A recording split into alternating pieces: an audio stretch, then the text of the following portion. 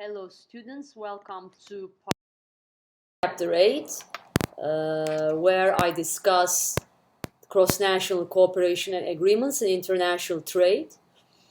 So basically, we will discuss different forms of economic integration and this time examine the role of the European Union. We talked about World Trade Organization and GATT, General Agreement on Tariffs and Trade, in our previous lecture, and in this lecture we will be looking at the role of other regional organizations. And then we will conclude the chapter with a discussion of various commodity agreements and producer alliances, including the Organization for Petroleum Exporting Countries.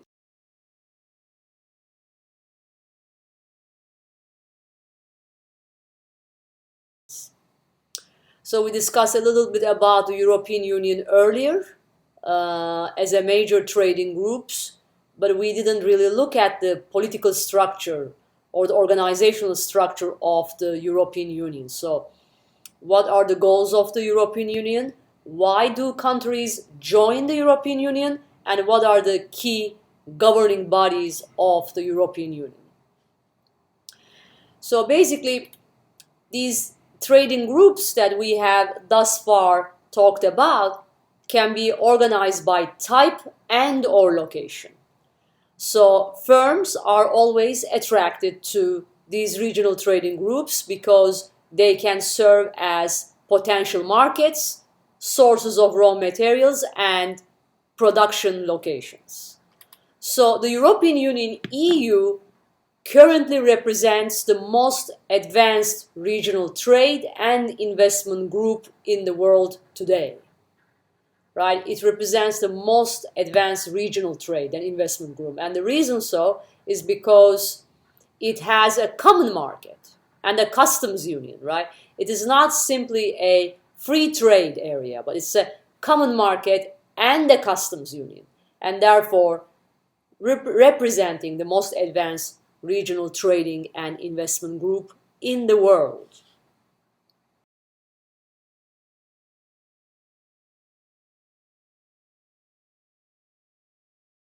Okay, so there are various aspects of the European Union.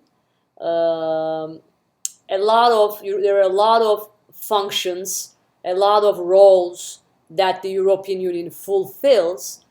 The first most important function of the European Union is the antitrust investigations. So European Union has been particularly very aggressive in enforcing antitrust laws in a variety of areas, including high-tech companies like Microsoft and Google, on charges that they were harming competitors because of their dominant market position in different parts of the world, particularly in the European Union.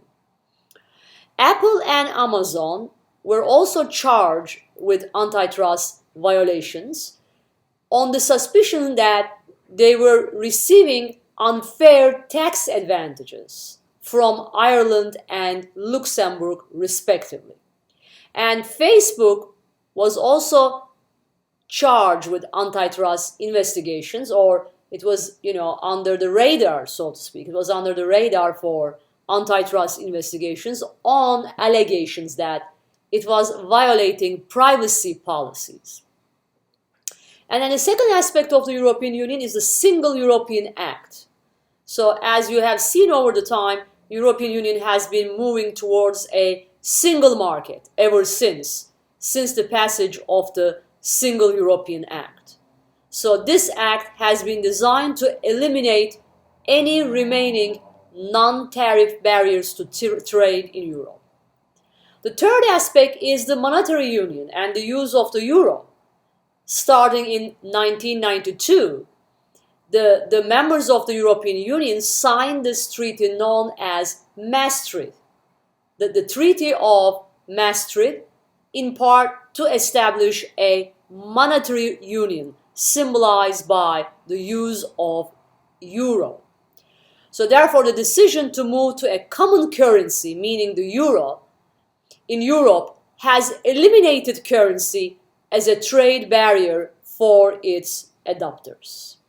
So as of 2016, 19 of 28 EU members had adopted the euro. 19 of 28 EU members had adopted the euro.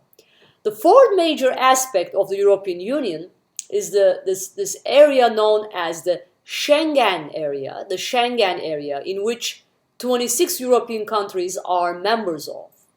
So the purpose of the Schengen area is to facilitate the free flow of people from country to country within the European Union. The Schengen Agreement was signed in 1990 with gradual implementation, allowing citizens to cross internal borders without having to go through border checks, right? So this really gives the members of the European Union greater flexibility and the mobility to cross internal borders without showing any kind of documentation. Okay, not all members of the European Union, including the UK and Ireland, have opted to be in the Schengen area. Okay, now England today, of course, UK, is no longer member of the European Union. So therefore, this discussion does not really pertain to UK anymore. Okay, UK is out. It's no longer member of the European Union. But when it was a member of the European Union, UK, along with Ireland, have opted. They have not opted. Okay, they have not opted to be in the Schengen area. Whereas some non-EU states that are not part of the European Union, can be part of it. So in other words, being a member of the European Union does not necessarily guarantee access to the Schengen area. Some members which are not members of the European Union have also opted to be in the Schengen area. Basically, this Schengen area comprises 26 European countries that have officially abolished all the documentation, meaning all passport and all other types of border control at their mutual borders. So the advantage of belonging to the Schengen area is that if a person is crossing the international European borders, they do not have to show any passport or other types of border control at their mutual borders. Okay? So the area mostly functions as a single jurisdiction for international travel purposes with a common visa policy. So these 26 Schengen countries are Austria, Belgium, Czech Republic, Denmark, Estonia, Finland, France, Germany, Greece, Hungary, Iceland, Italy, Latvia, Liechtenstein, Lithuania, Luxembourg, Malta, Netherlands, Norway, Poland, Portugal, Slovakia, Slovenia, Spain, Sweden, and Switzerland. So there is also this expansion of the European Union. As you can clearly see, the European Union went through a rapid expansion period from 15 to 25 countries in 2004, with countries mostly becoming members from Central and Eastern Europe. And most recently, Romania and Bulgaria were admitted in 2007. And Croatia was admitted in 2013, bringing the number to 28.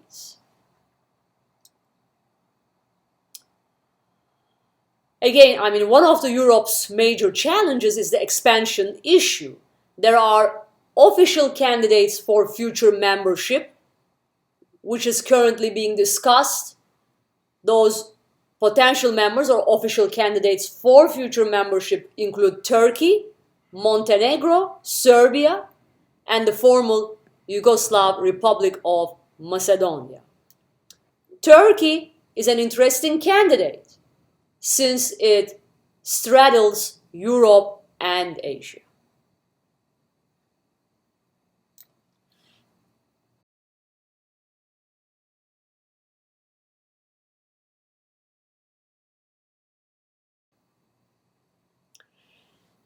So I think it is important to compare and contrast European Union countries with other forms of regional trading groups. Here in this map, we see the participating countries in the European Union, starting with the members of the European Union in the yellow marker, right? And then there are EU candidate countries, which may have the potential to become members in the long run. And there are also in the orange color, you see the members of the European Free Trade Association. Okay.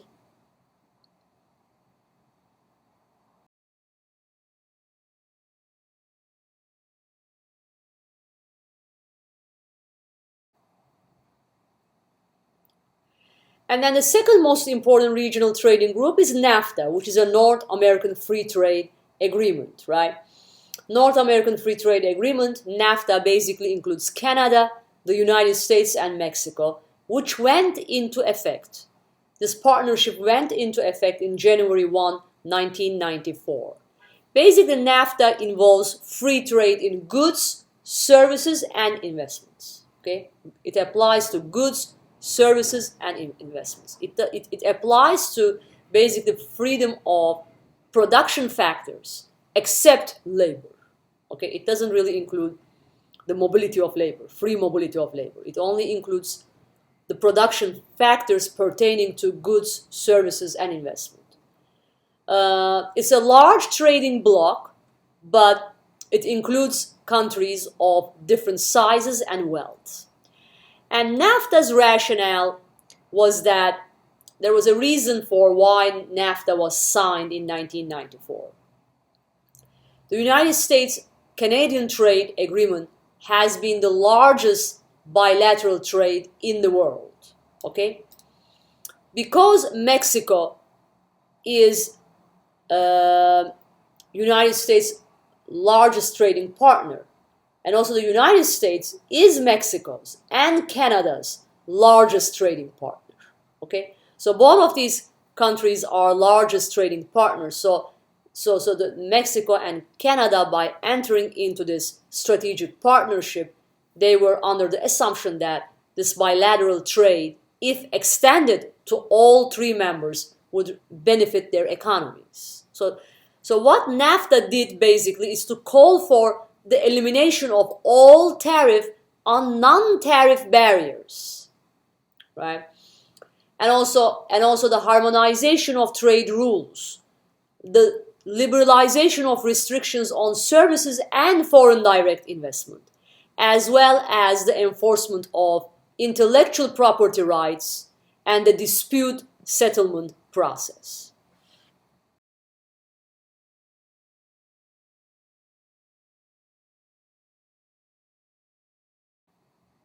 Okay? So a really important component of NAFTA is really the concept of the rules of origin and regional content, right? Because NAFTA is purely a free trade agreement. So that's one thing that you need to remember. It's purely a free trade agreement, right? It is not a customs union. It is not a common market like European Union, okay? Because it is not a customs union, right? Each country sets its own tariffs to the rest of the world. So tariffs have been removed among the members of NAFTA, but not outside the members of NAFTA, right? So each country, in other words, sets its own tariffs to the rest of the world. United States sets its own tariffs with China. Canada, let's say, sets its own tariffs with an XY country, right? So basically, these rules of origin ensure that only goods that have been the subject of substantial economic activity within the free trade area are eligible for the more liberal tariff conditions created by NAFTA. As you can see, this is a major contrast with the EU, because EU, European Union, is a customs union rather than just a free trade area. It is a free trade area, but it's more than that. It's more complicated than that, because there is the freedom of the mobility of labor, right? And the removal of all the barriers to the movement of people within the European Union, including passport control and other types of red tape and bureaucratic barriers to the mobility of labor, right? So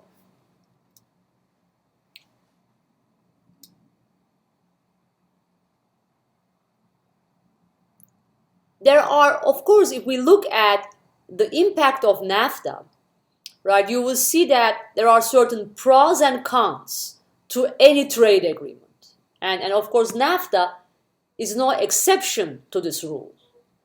It is obvious that one of the main benefits of NAFTA has been that trade and investment have dramatically increased significantly since the signing of the agreement in 1994.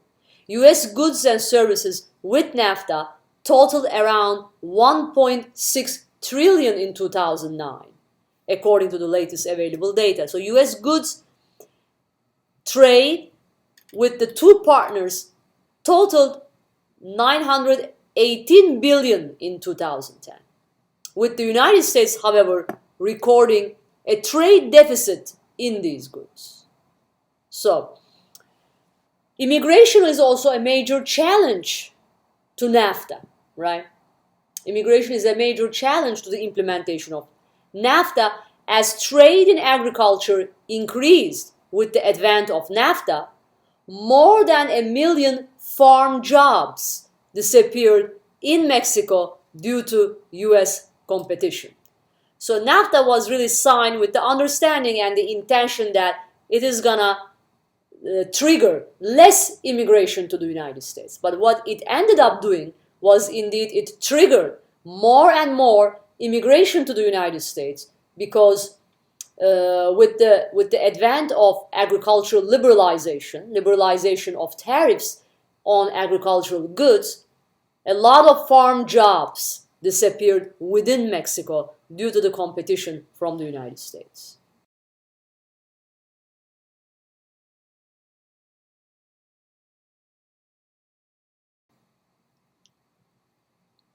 And this map shows the variety of economic integration in the Caribbean and Central America. So you look at the Central American Common Market, right, in which these countries like Belize, Guatemala, El Salvador, Costa Rica, Nicaragua are members of, right?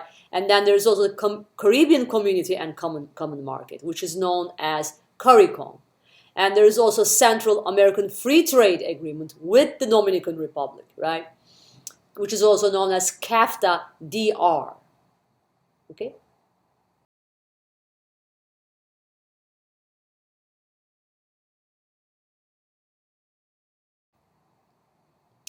So if we look at the Caribbean Common Market, CARICOM, it's really one of the few regional trading groups, CARICOM, which is trying to resemble or working really hard to establish an EU-style form of integration and collaboration.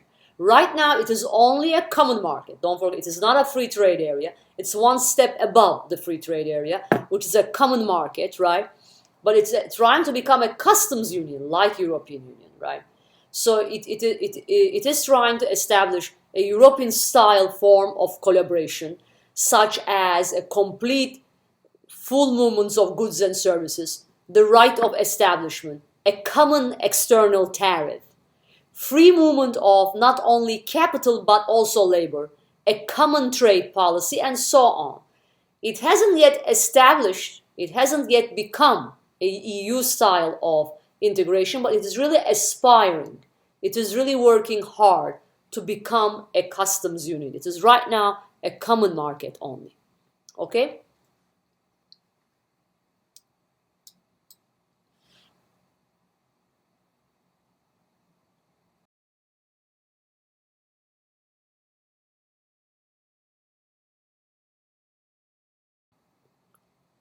Again, this map continues to show the variety of economic integration in Latin America, in South America particularly, starting with the Andean community, which Bolivia, Colombia, Ecuador, and Peru are members of. Then we have another important regional trading group, Mercosur, and also the Pacific Alliance, 3 types of regional trading groups.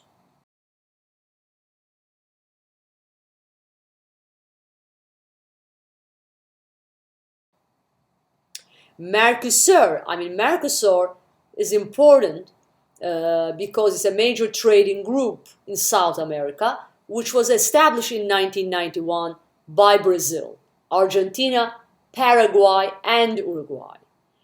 So down the road, in the long run, its major goal, of course, is to become a customs union, like European Union, with free trade within the bloc and a common external tariff. Okay? So they are, again, just like CARICOM, Mercosur is aspiring or working hard to establish a EU-style customs union. Right now, it is only a free trade area.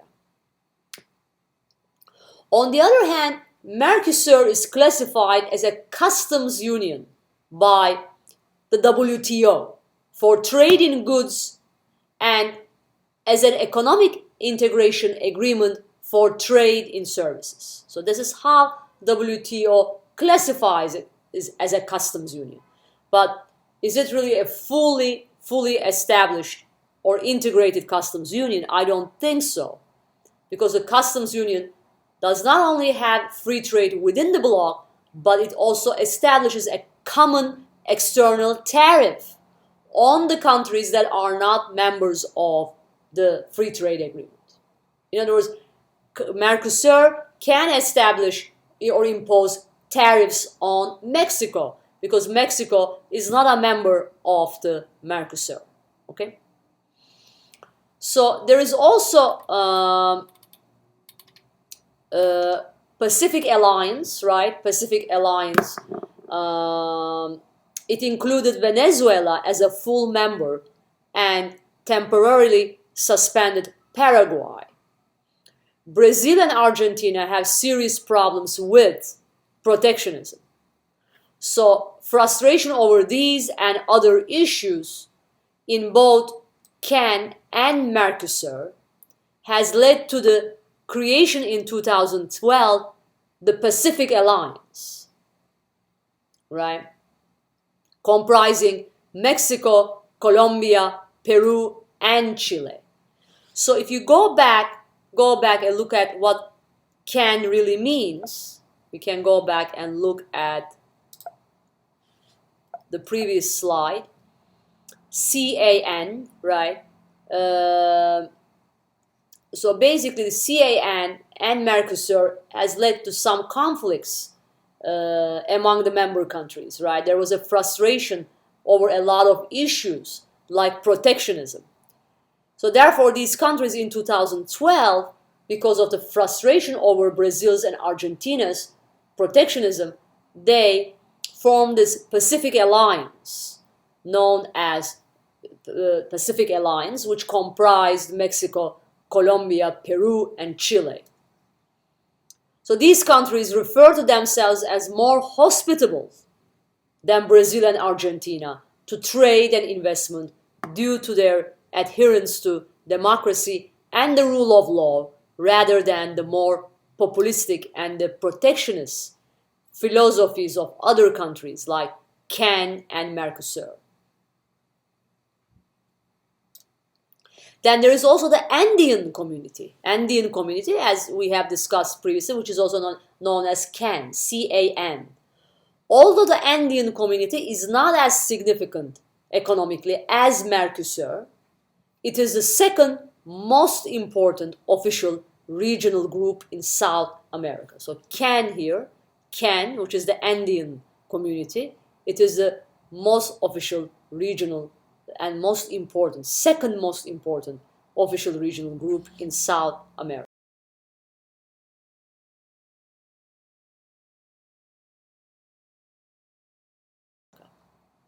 And then the other type is the ASEAN free trade area, right? ASEAN free trade area. Basically, which allowed different countries to become members, right? So ASEAN Free Trade Area on January 1, 1993, right? ASEAN officially formed the ASEAN Free Trade Area, right? With the goal of cutting tariffs on all intra-zonal trade to a maximum of 5% by January 2008. Okay, and then there is also the Asia Pacific Economic Cooperation, which was formed in 1989 to promote multilateral economic cooperation in trade and investment in the Pacific Rim, 27 countries. Okay, so these are the countries, 21 countries. So the 21 countries become members of APEC, right?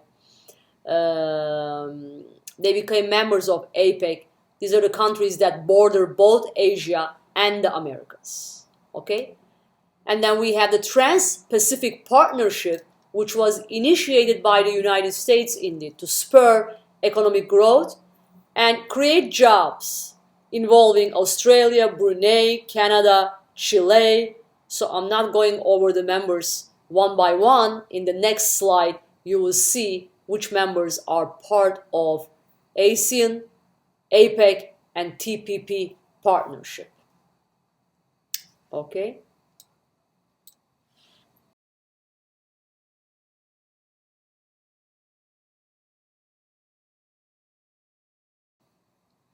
So let's look at the Asian integration here, starting with ASEAN Free Trade Area. You'll see the countries that are members of the ASEAN Free Trade Area, which is seen as the most integrated and advanced form of free trade area. Okay, it's very important to know which countries are members of the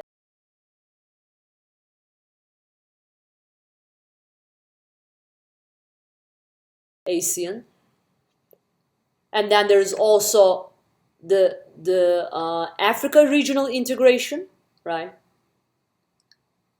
With different regional groupings like the Common Market for Eastern and Southern Africa, Economic Community of West Africa States, East African Community, and the Southern African Development Community. Okay, represented by different colors.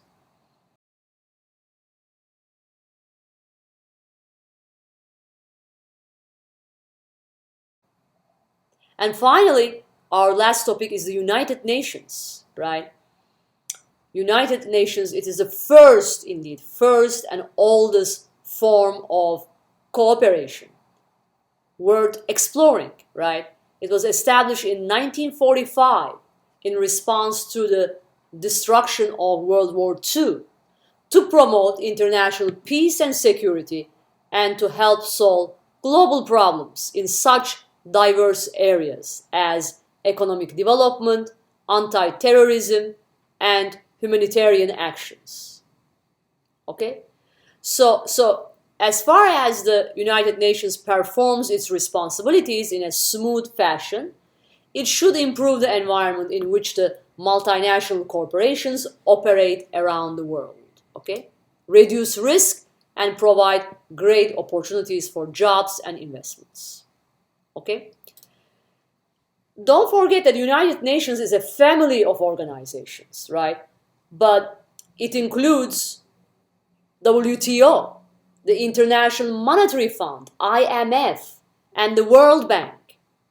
Okay? These organizations are all part of the Economic and Social Council, one of the 6 principal organs of the United Nations systems, which also includes the General Assembly, the Security Council, and the International Court of Justice. United Nations has 193 member states represented in the General Assembly, including 15 that compose the Security Council.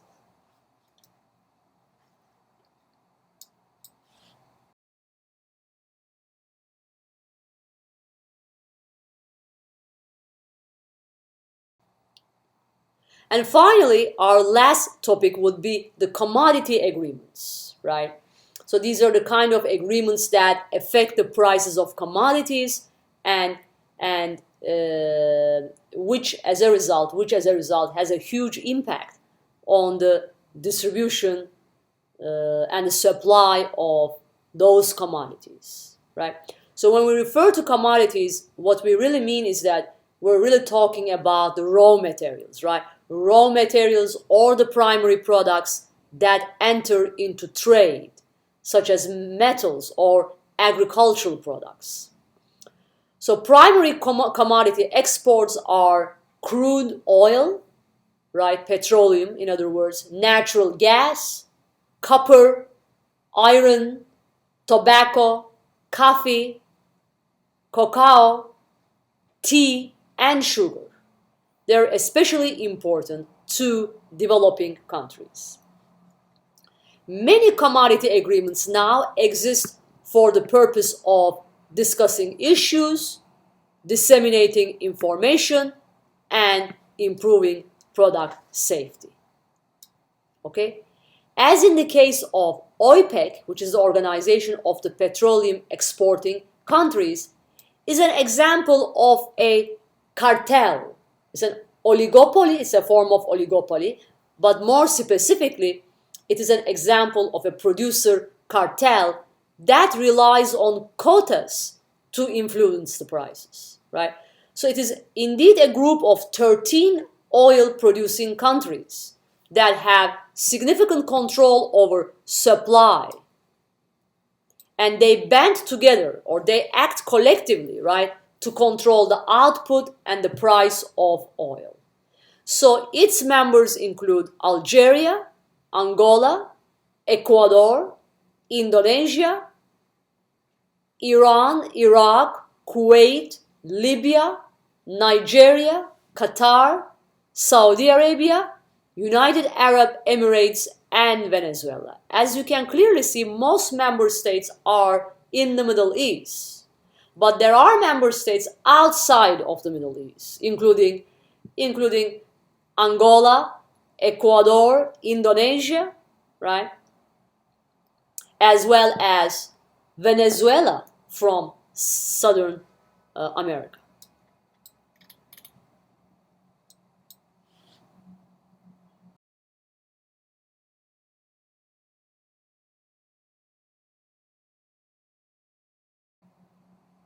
Again, in this chapter, we discussed the importance of different regional trading groups. We compared and contrasted European Union with other free trade agreements like NAFTA and ASEAN from Asia.